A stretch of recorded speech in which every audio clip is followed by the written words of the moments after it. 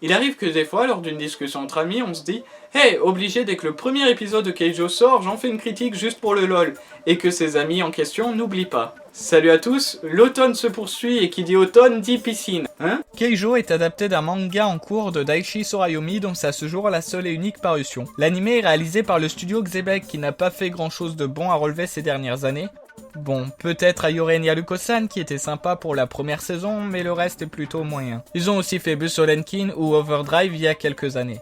L'anime est réalisé par Hideya Takahashi qui a travaillé sur les 3 OAV de Fantasista Stella. Bref, on a un staff qui promet. Sérieux? Non. Mais de quoi ça parle? De cul, pardon. Dans un Japon alternatif, il existe un sport devenu officiel depuis 2003, le Keijo.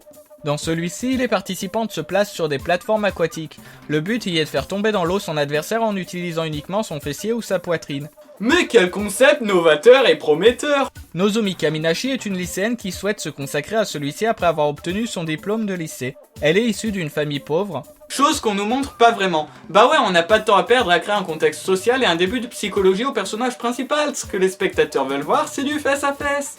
Elle espère pouvoir vivre de ce sport et aider sa famille, elle décide donc d'intégrer un centre de formation dédié au Keijo. Notre héroïne arrivera-t-elle à se faire une place dans ce milieu? On peut pas remonter le temps et parler à nouveau de patinage artistique? Je veux bien être objectif dans cette émission et parler de trucs que je n'aurais pas regardé en temps normal, mais à ce point, la première phrase de l'animé est « La lutte acharnée entre fesses et seins continue ». Si ça c'est pas subtil comme accroche sur la thématique de l'animé, je vois pas ce qu'on peut faire. T'imagines certaines candidates de télé-réalité dans un truc comme ça, je veux dire les meufs elles explosent, ça fait un tsunami, des rats de marée géants. Oubliez ce que je viens de dire. Putain mais certains plans sont juste laids quoi. Genre la fille qui coule à l'eau et y a que son postérieur qui remonte à la surface, on voit ce sur quoi se portent les réalisateurs de l'anime. Et on a droit au cliché de l'héroïne qui veut devenir championne de ce sport. Non mais un truc comme ça aujourd'hui, ça serait pas possible.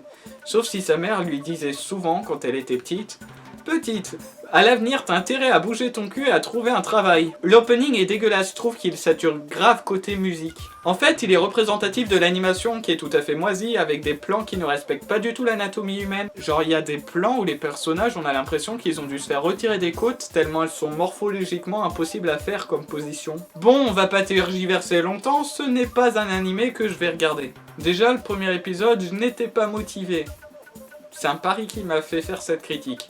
C'est dire. Premièrement, l'animation et le concept ne me plaisent pas du tout, mais alors pas du tout. Et surtout, je n'aime pas ce côté femme-objet qui sort de l'animé où la femme n'est qu'un produit de divertissement représenté par des attributs sexualisés, on va dire. Genre l'animé où il y a beaucoup de personnes mâles qui viennent voir des femmes se tabasser à coups d'attributs.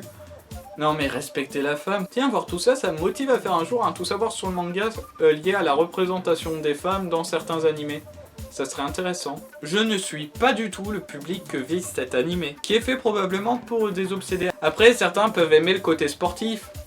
Non, je déconne, ça m'étonnerait.